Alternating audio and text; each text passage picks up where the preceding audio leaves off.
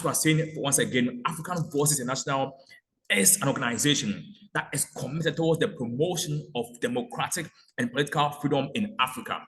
We believe everyone is quintessential. We believe everyone is important. We believe everyone is vital. But that's not how the things are right now. Our society is so much segmented that power is in the hands of a select few of people, only a preferential people, only a kind of people, and they are leading our states, our countries, and things are in mayhem as a result of how things are being led. And we are here to ensure a democratic inclusion, whereby there's a representation of every race, every person, because everyone has a significant contribution towards his or her nation. But if he or she is not included, things will be better still. So we are here to fight for democratic inclusivity in Africa. And we work on the structural and optimization process. That's our theory in African Voice International. We believe everyone must play a key role. When you look at the human anatomy, we have the various parts of the human anatomy, and we believe just as they are all quintessential towards the human function, that's the same way every person is also quintessential towards the contribution of his or her state. So in our countries, we look at our races, we look at our tribes. Everyone is supposed to play a key factor. We look at our regions. Every region is quintessential towards national development. We don't have to only live Accra or in Kenya, Nairobi, or Uganda, Kampala, or in South Africa, Johannesburg, to focus on everywhere must be inclusive. And that's how in the world, we also include every end and every fraction of our world. We believe that we must all function as a global anatomy. We believe that Europe, Africa, Asia, North Africa, South Africa must all contribute equitably and equally for the kind of change we want to see. We believe we must all thrive as a corporate entity for the kind of change we want to see. If that's how things go on, the world will be a very better place. And today, we have Professor Erica Carter from King's College in UK, who is here with us on our Reconciliation program today, as we seek to analyze and assess her stand on the kind of change we want to see in the world. We want to know that indeed she feels that Europe should still be on the top and Africa should be on the periphery, or there should be a balanced segment, a balanced front, or otherwise. We want to know her view today. So we are with her today on our Reconciliation program that we have annually, and we are humbled to have her today. It's such a pleasure. Professor Erica has taken time off her busy schedule to be part of our interview today, and we don't take it lightly at all. We're very humbled to have her here today, and we believe that her answer today will be and serve as a frontier for everyone, both whites and both blacks, on how we should live our lives. So first of all, welcome you, Professor Erica Carter, to our Reconciliation program. You're welcome, Professor Erica Carter. Thank you very much. That's really eloquent introduction, yes, and I'm very honored to be with you all today. You've asked some very big questions, and I will give some very small answers. But let's wait and see what your first questions are. Yes, please. Great. By the way, before we begin, I want to know, how are you enjoying your scenery in Africa since you left UK to come to Africa? How has been the reception? How have you been feeling? And how is everything on the go? I have to say, I've been met with extraordinary hospitality and support. So I've been working at the University of Legon and at your Public Records Office, Prague, and at the Goethe Institute, at the J. Nketiah Archives in the Institute of African Studies. And everywhere I've gone, I've been met with incredible support, also in the Barn Library, where I met Isaac from your organization. So I would say that I've been received with extraordinary generosity and also care. So I've come here with very specific research objectives and also some things I want to share from my own knowledge of films made in and about Ghana in the independence period. And I have to say, my impressions, this isn't the first time I've been to Ghana, and this visit has really confirmed my impressions of the extraordinary hospitality that one encounters here, and the friendliness and the support, and the very high level of engagement with the kinds of questions that you're asking. Wow, Thank you very much, Professor Carter. We are humbled also to know that, and we are also happy to know that you are okay and you've received a warm reception in Ghana. And within the time being that you've been from then till now, you are okay. And everywhere in Ghana, at the BAM Library, everywhere throughout your project, everything is going on well. We are happy to know that this is the shared front you are experiencing, and we want you to have that kind of reception at all times that you come to Ghana. I want to let you know that African Voice International is open to you. And every time that you come to Ghana, I'm going to give you a very warm welcome. We just met you just recently, but we're going to have a very, very, very shared sense of front with you so that you indeed understand, the kind of notion that Africans want to insinuate, the kind of perception Africans want to insinuate, and how we truly are, and how indeed we need to exclude certain fronts from certain kinds of people, of which you are totally different and totally exceptional. I mean, totally so unique. So we'll begin first of all with our questions, and we'll proceed. And I believe that this is going to create a very big frontier for people to learn from, and for people to be able to change their mind about the new world we want to live in. So first of all, I'm going to ask you our first question. And the first question I want to ask you is that, first of all, how do you see this new era we are in, post-colonization, through which we are living in our independence of African countries, which happened from the 1960s till now? Most African countries gained independence from the 1960s, and we've continued throughout the struggle throughout till now.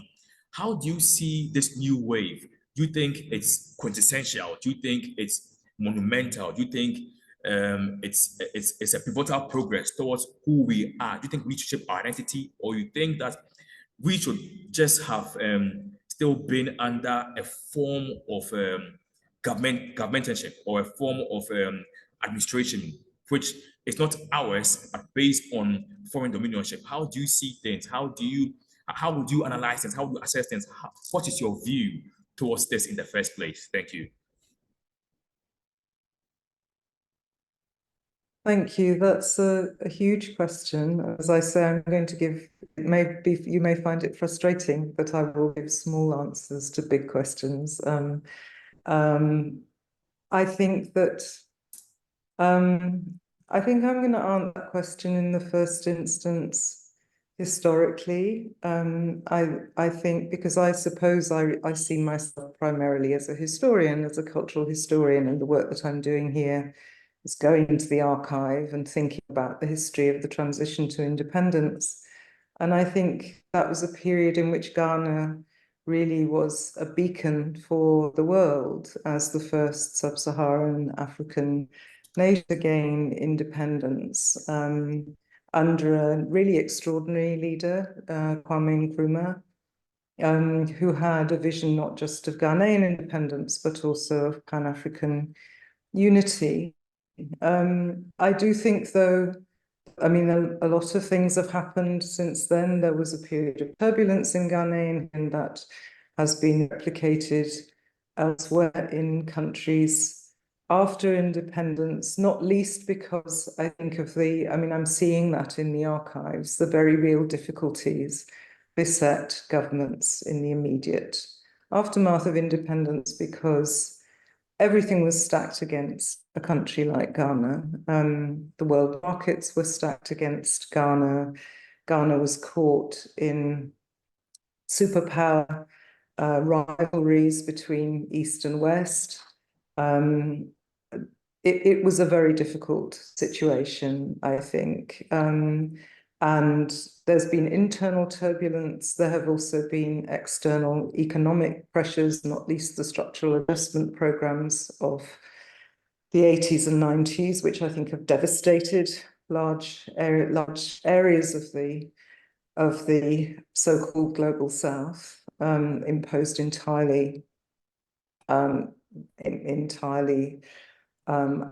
undemocratic and ungenerous, to put it mildly, conditions on economic and political development. But I think we now live in very interesting but different and dangerous times.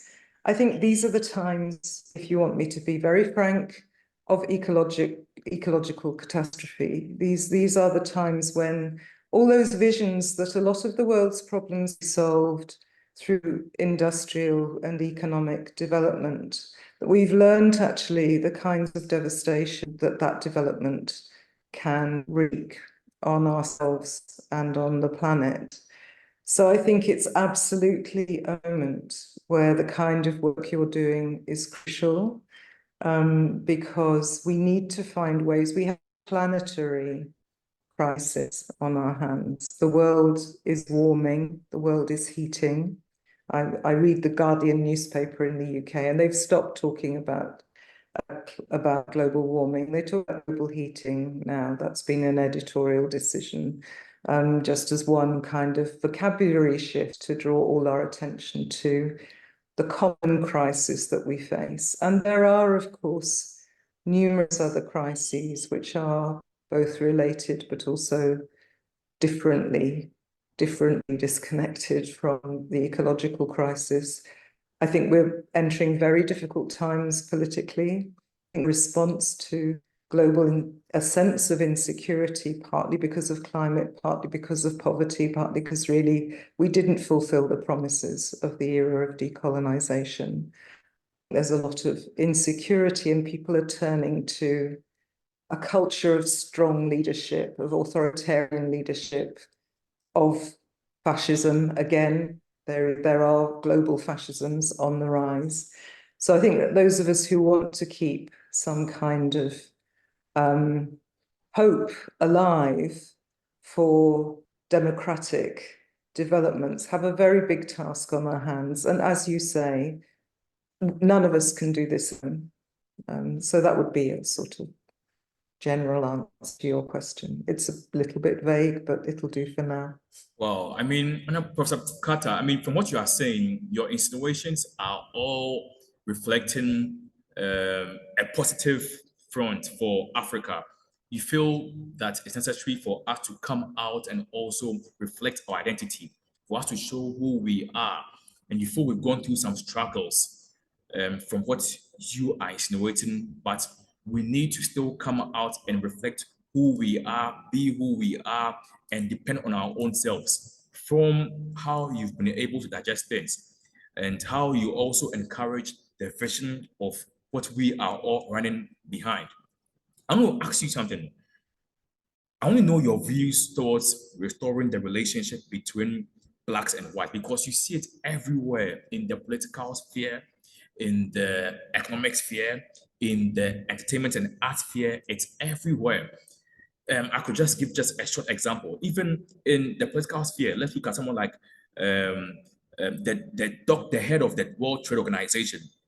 Um, she is a Nigerian.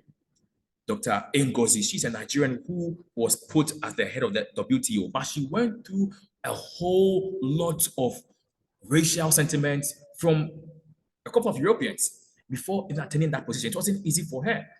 Even in the arts scenery, and in the entertainment scenery, we see people on various fronts who are discriminated because of their color, because of their color skin.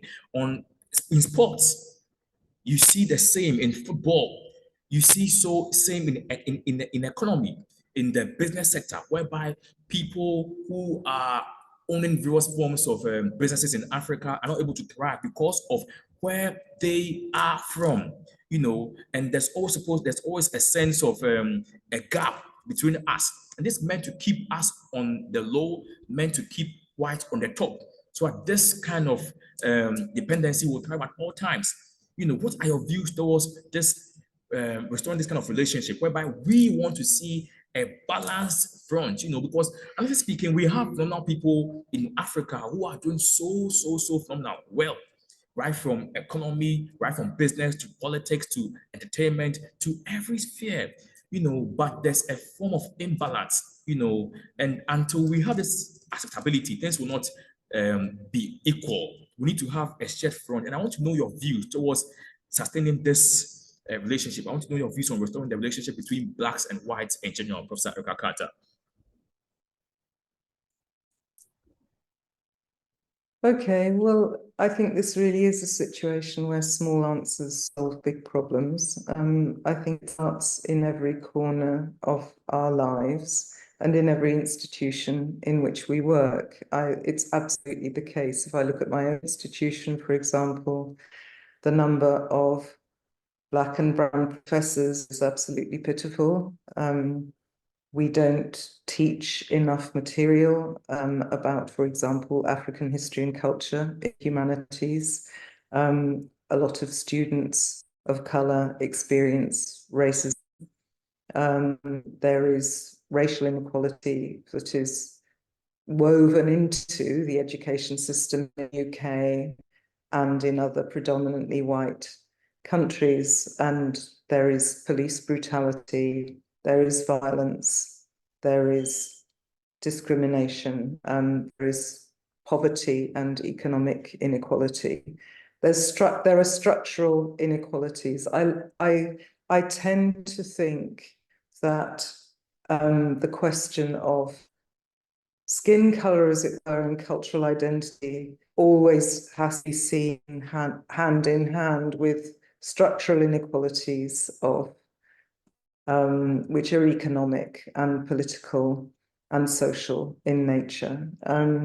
So I think that what we all have to do, I mean, if I speak as a white person, and I think it's actually important for me to speak out as a white person who wants change.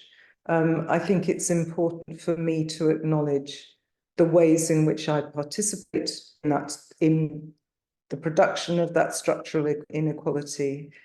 And it's important for me to move aside and to open up spaces in collaboration with people from Black communities in the UK or from communities across the global south. So just to give you one example, I'm currently working on a collaborative project on film archives in Sudan, or on the archive of various filmmakers who were working in the 1970s and 80s in Sudan. And their work is really not well known, has not been well known to a whole generation of Sudanese filmmakers. If you look at what's been happening since the revolution in 2019 and before the onset of war, now in 2023 in Sudan, the Sudanese cinema was experiencing a renaissance, but that was amongst a generation of filmmakers who really had very little connection to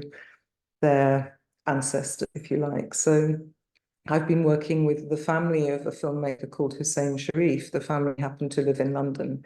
And we've been retrieving his archive and trying to bring it to that new generation of filmmakers. And now we're working with partners in Cairo, where a lot of Sudanese filmmakers have moved to. They've been the war, they've fled to Egypt, Kenya, Ethiopia, Chad, and so on. So we're going to meet some of them in Cairo and work with them on their projects to try to support them in creating new livelihoods for themselves as filmmakers who've now been displaced from their homeland. And what I can do as a white person who occupies a position of privilege, I have a professorship in a very powerful London institution. What I can do is I can bring resources. There's a bit of money that I have expertise, and I can assemble a team. And I've tried very hard to put together a team of colleagues of color who, I mean, one of the things that I can't do, for example, is speak Arabic. So there's all sorts of ways in which I'm not competent to work on this project. So I have to use the position of privilege that I have in order to create a forum or a platform on which other people can work. And I have to learn to stand aside and channel my capacities in a direction that supports, for example, this group of displaced filmmakers that we'll be working with. I think that's just a very small example of the way in which I, as a white person, have to acknowledge the privilege I hold. And I think the last thing I would say is that I don't think that it's enough to simply think of privilege in so-called racial terms. I mean, there are also Black writers and critics and thinkers who don't like the idea of race because race itself is a term that comes out of so-called scientific racism, which is a bogus science. There are, in fact, genetically very few differences between me and Black and brown people. So I think race itself is a cultural construct, if you like. But I think it's very important for me to think not just in terms of race, but in terms of class. For example, the fact that I come from a middle class elite, and that also gives me certain privileges. But then also, and then there are issues about gender, there are issues about sexuality, and so on. I think I used to struggle with the idea of intersectionality because I think I didn't quite understand it, but I think it's one starting point for allowing us to remember that cultural difference, so-called difference, is really not the only issue. We have to be very aware of all power dynamics and inequalities and attend to them and try and address them.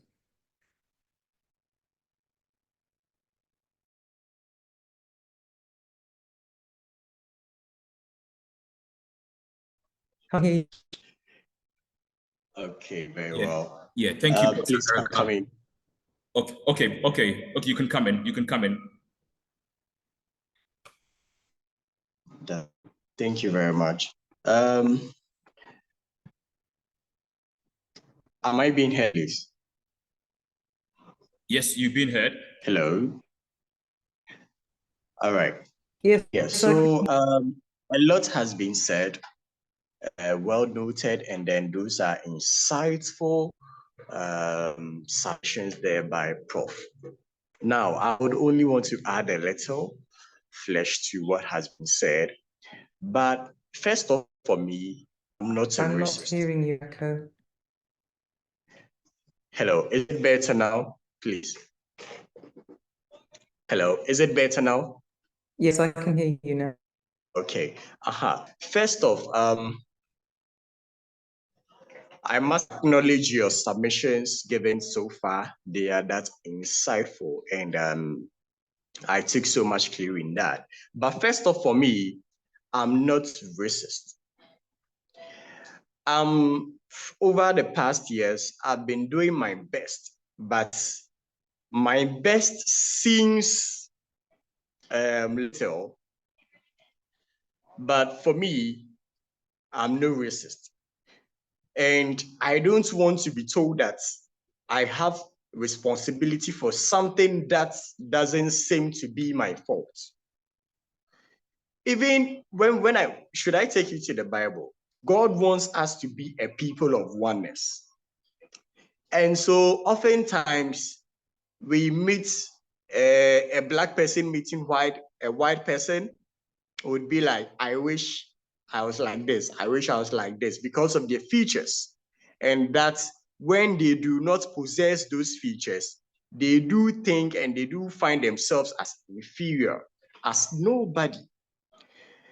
Perhaps one of us has encountered these things so many times, but for me, I am not that way. But one thing I want to ask is that why is white responsibility any different from anyone else? Anyone else here means black, the blacks. So this is my question to you, please.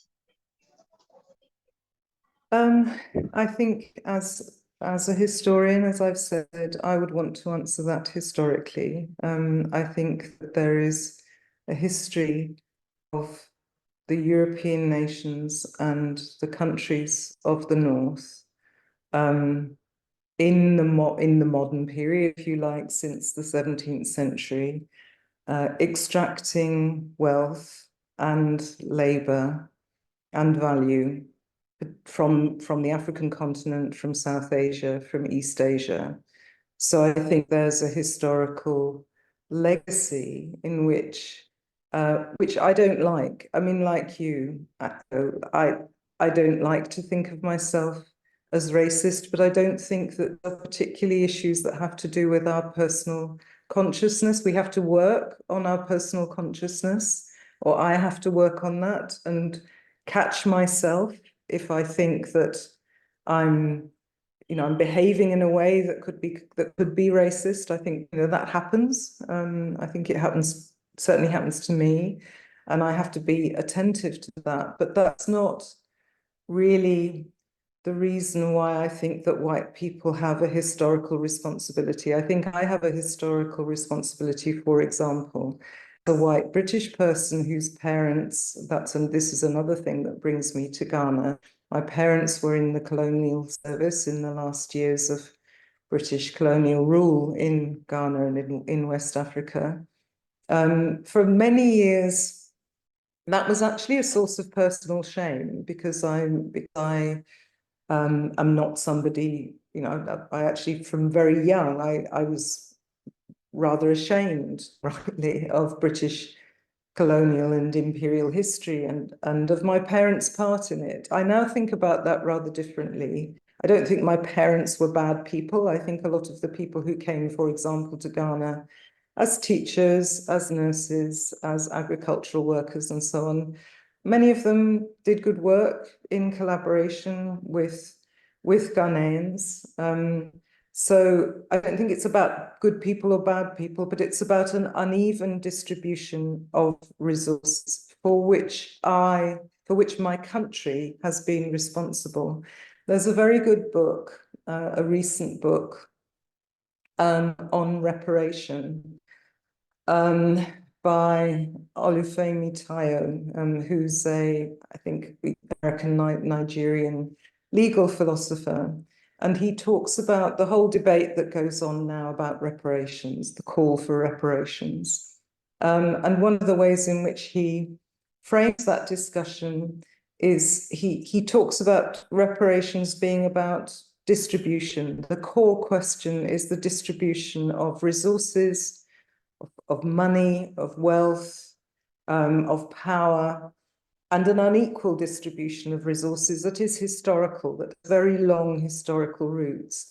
So that would be my answer to your question. I feel that I have a responsibility to work towards a more equal distribution of all kinds of resources globally, to research what the nature of that inequality is, and to do what I can to change it.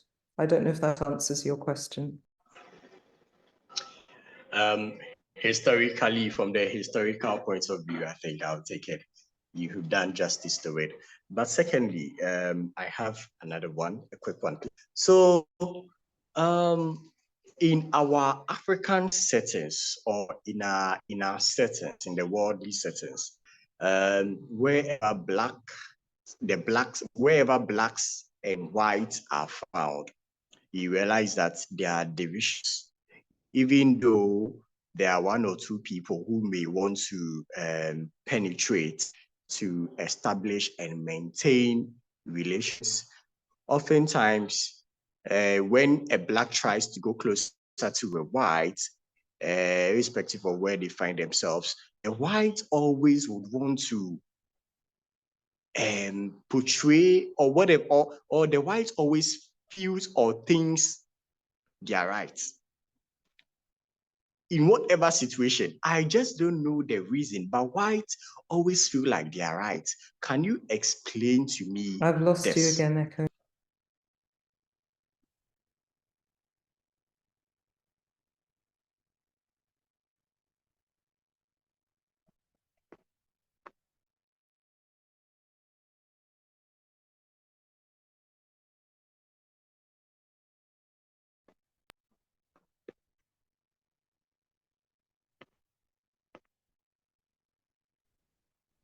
Hello, Prof. I can You hear heard you. me? Oh, okay. I should come again.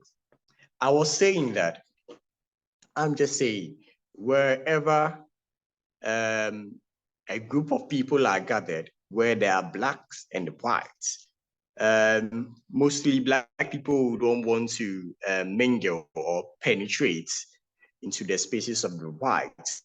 But where the black people do, the whites always have this thing that would make the black person feel his views are not considered, number one. Number two, that whites are always right. Can you explain to me why whites always portray themselves to be right over the black? Again, I think that's a habit of hundreds of years. It's a pernicious, it's a bad habit. And I also think it's a language problem.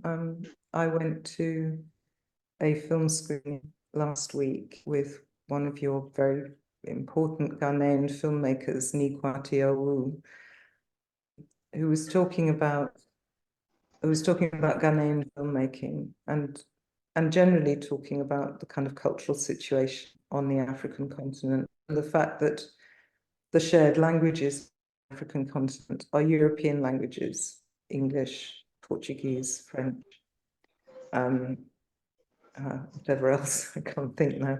Arabic, of course, which is different, but there were also the Arabic speak. There was the Ottoman Empire. There were Arabic speaking empires, and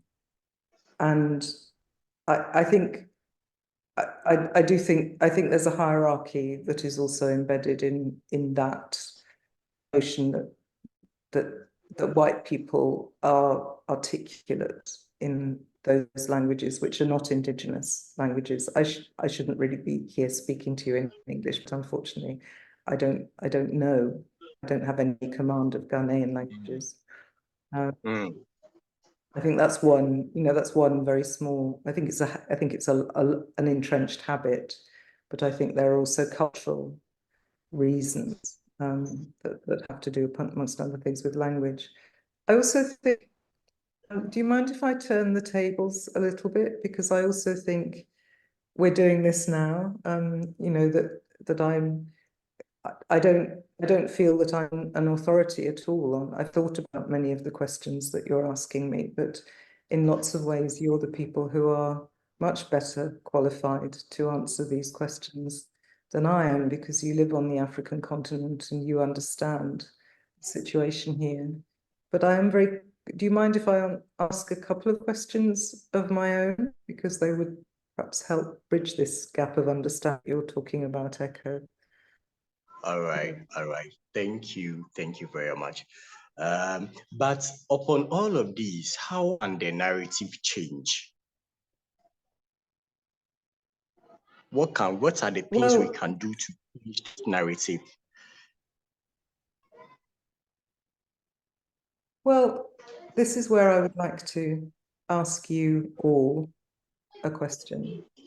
So I am here researching the Nkrumah period, and I see it as a period of great hope, Ghana, and for an independent and united Africa. I would be very interested to know whether you think that looking back at that period and that history help you in finding new solutions for now.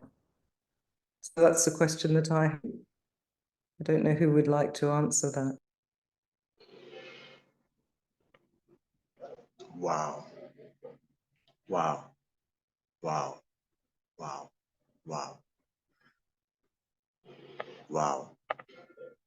Okay, so Prof, if I understood you, you came down to research work. Okay, that's fine. Yeah. Well, but on the other hand, the black side of the wall is always transparent. I don't know if you will agree this, that blacks, in as much as the whites often look down on the black, black always remain transparent. I don't know what you would think about this. We are almost and always with our dealings. I don't know what you think about this. Is it a truth or a fallacy?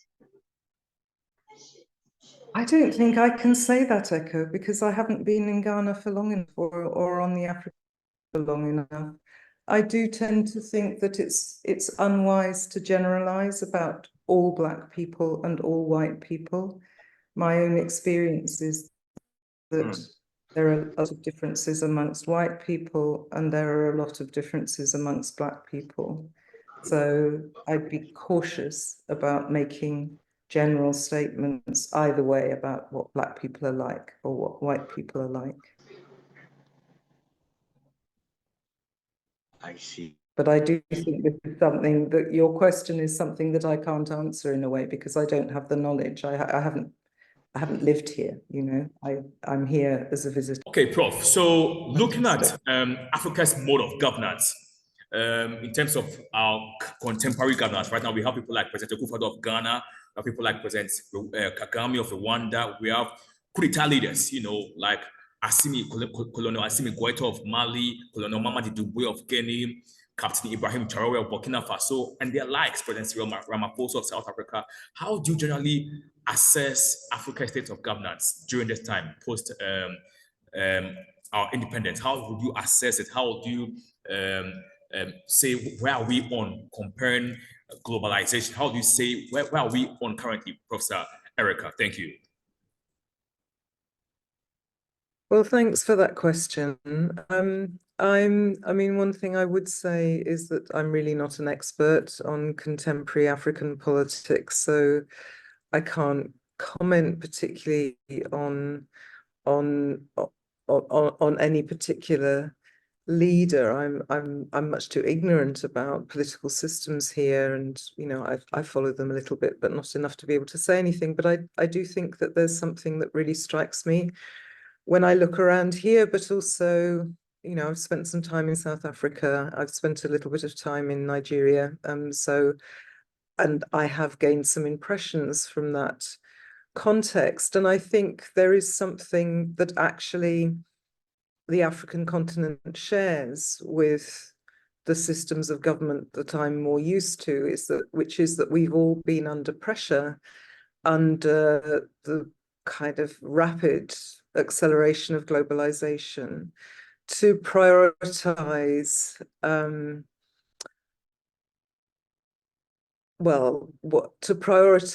the financial sector, banking, and the kind of promotion of private enterprise. And it seems to me that that era is coming to an end. It's come to a point of crisis, both in the global north and the global south. So if I look around, just sort of on my first impressions of traveling around Accra, I see a lot of wealth. You know, I see sparkling new buildings, I see a lot of development, I see big cars, I see multinational companies. And of course, Ghana is a wealthy country in terms of resources. But that wealth, I think we all now know that the theory that wealth will trickle down to the poorest in society, that theory really hasn't come to pass, neither in a country like Ghana nor in my own country.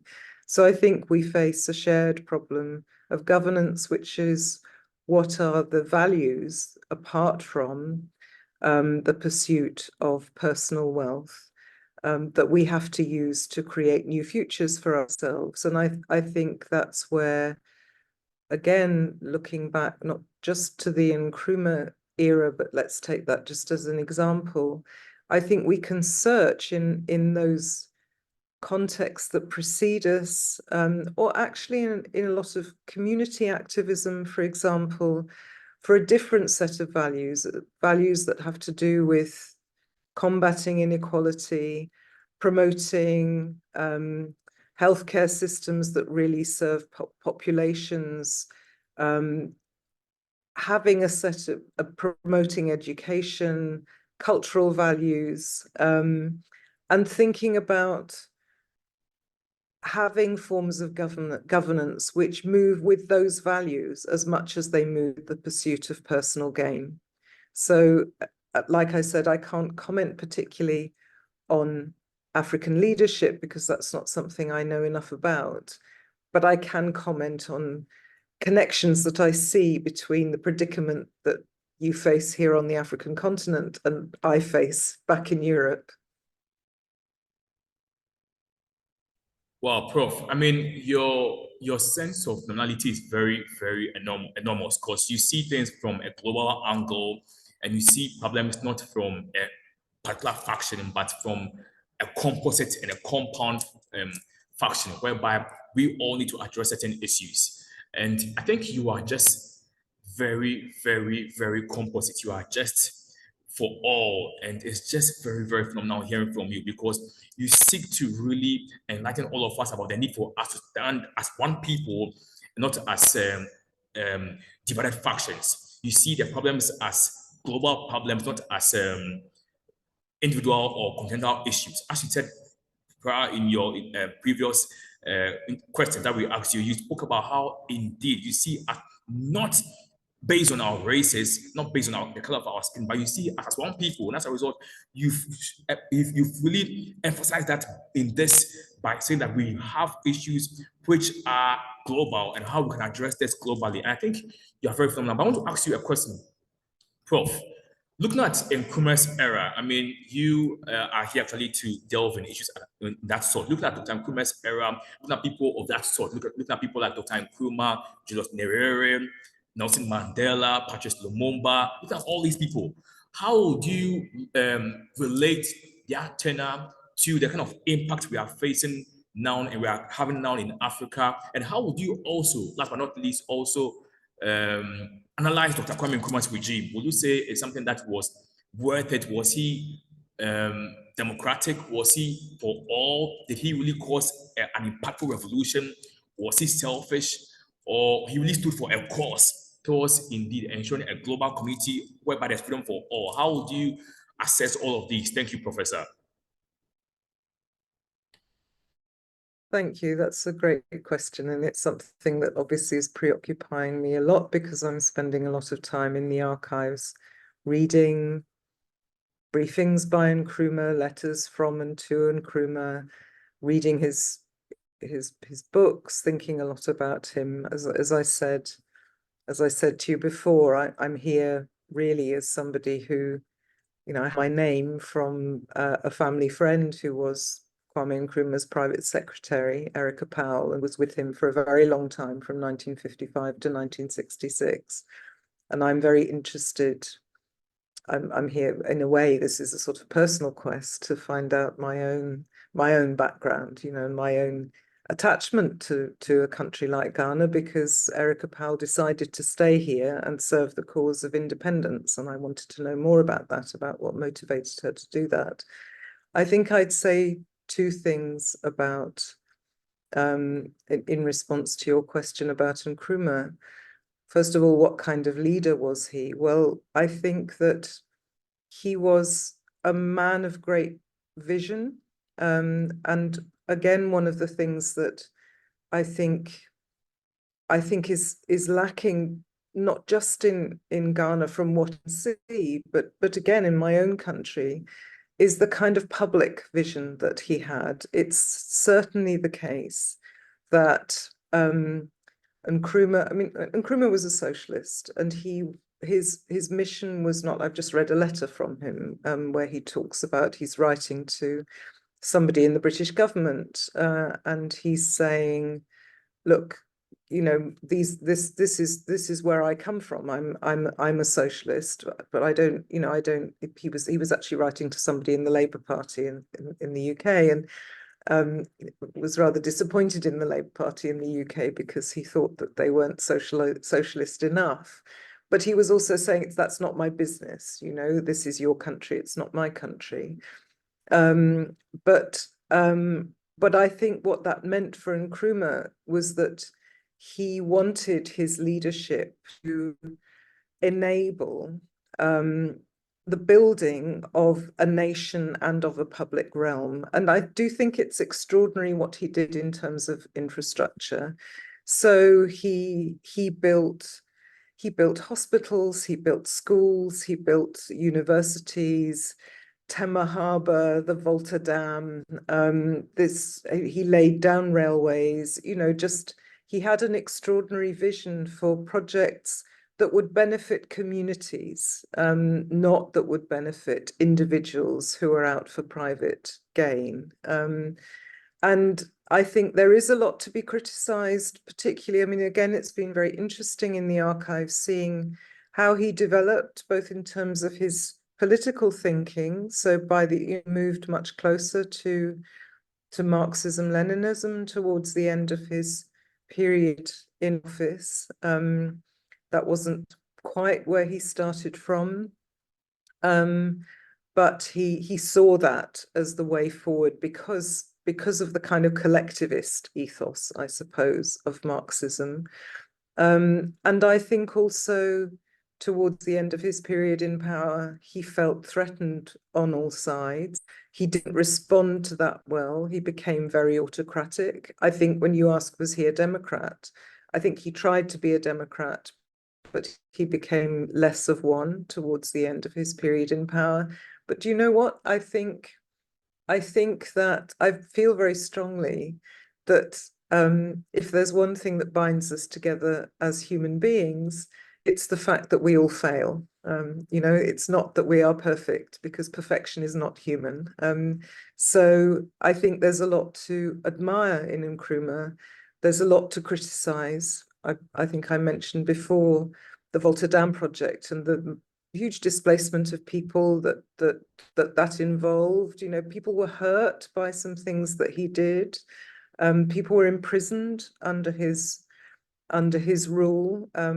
People were targeted politically, clearly he did some things that were despotic and authoritarian and wrong. But I think one also has to try and see what it was that he did for the country.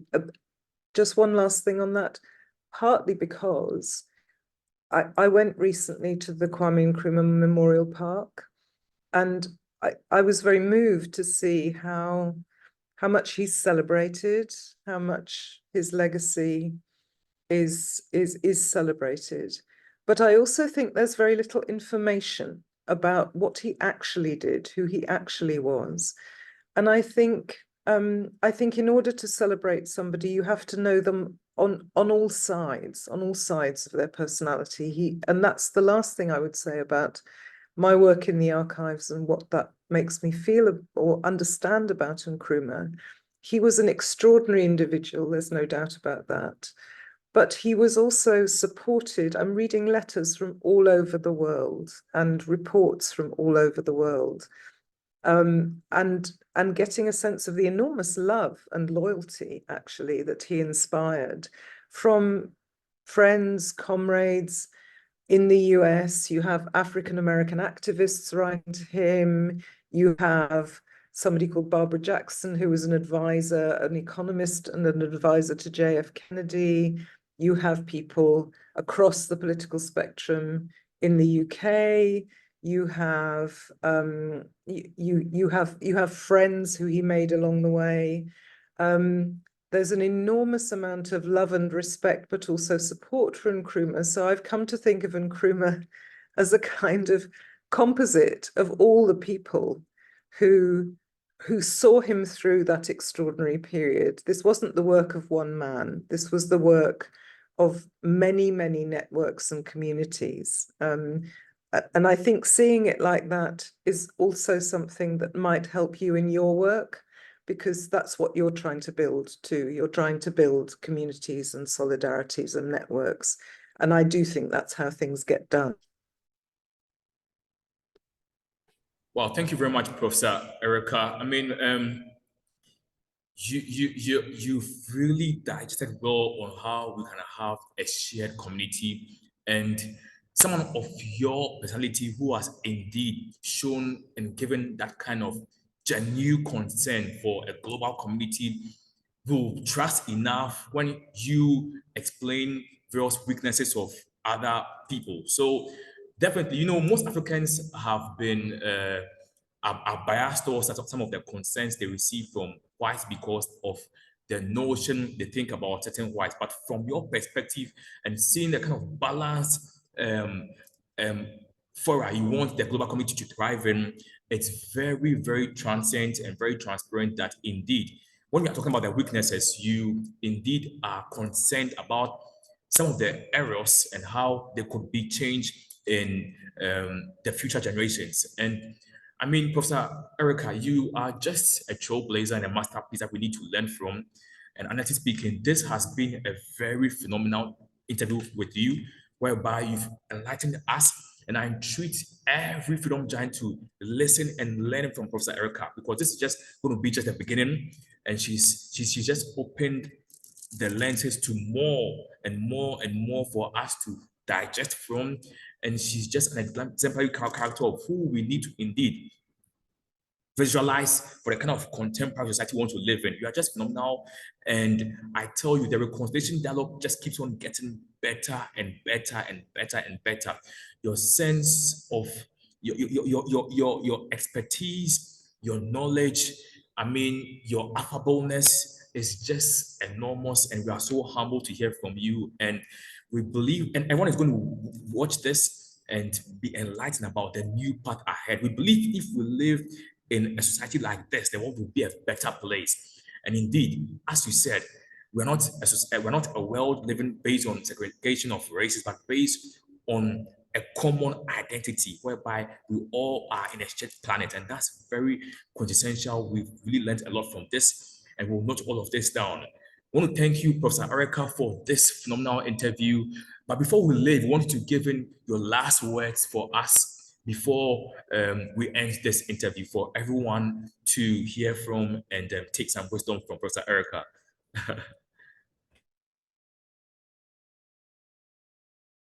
Well, I don't feel, I feel that you are more than capable, you and the people in your organization and the people who you bring your work to, of sorting out for yourselves your future. And I'm also, you know, Africa is the youngest continent in the world, and you belong to the generation that's going to shape the future. And I have every faith that you will do that, and you'll do it well.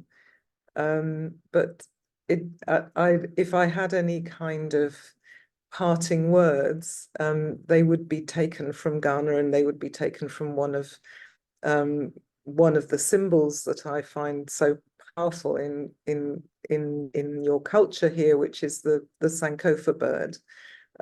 I've said that I'm a historian, and I have great faith in looking to the past to find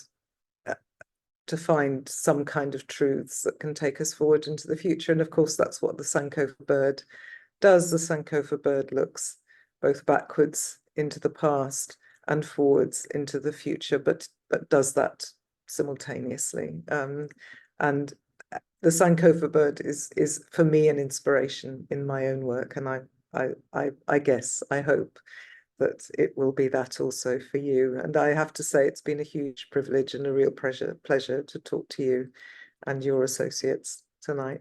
Thank you very much. Well, thank you very much, Professor. And as you heard, go back to the past. Make sure that you take back everything. You demystify every hidden truth. Come back and resolve the future. Professor Erica has just been enlightening, and we'll be having her more and more and more. Professor Erica, we are humbled to have you once again, and we say thank you, African Voice International, Freedom in Africa. Thank you, Professor Erica. Thank you very much. It's been a huge pleasure.